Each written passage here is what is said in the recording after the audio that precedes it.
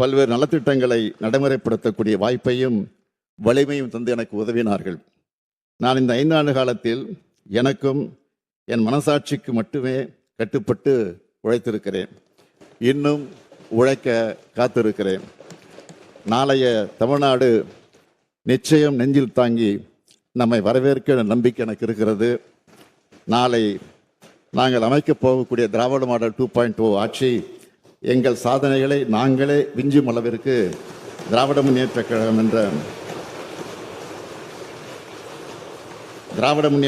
என்ற மாபெரும் இயக்கத்தின் தலைவராக அமர வைத்து நான் தமிழ்நாட்டின் முதலமைச்சராக உழைத்த லட்சக்கணக்கான கழக உடன்பிறப்புகள் இருக்கக்கூடிய திசை நோக்கி வணங்கி எவரேனும் விடுபட்டிருந்தால் அவர்களை நினைத்துக் கொண்டு அனைவருக்கும் மீண்டும் ஒரு முறை நன்றி தெரிவித்துக் கொள்கிறேன். உறுதியாக சொல்லுகிறேன், மீண்டும் வெல்வோம், மீண்டும் ஆட்சி வந்து அமைப்போம், மீண்டும் வந்து தமிழ் மக்களுக்கான திட்டங்களை தொடர்ந்து செயல்படுத்துவோம். நன்றி, வணக்கம்.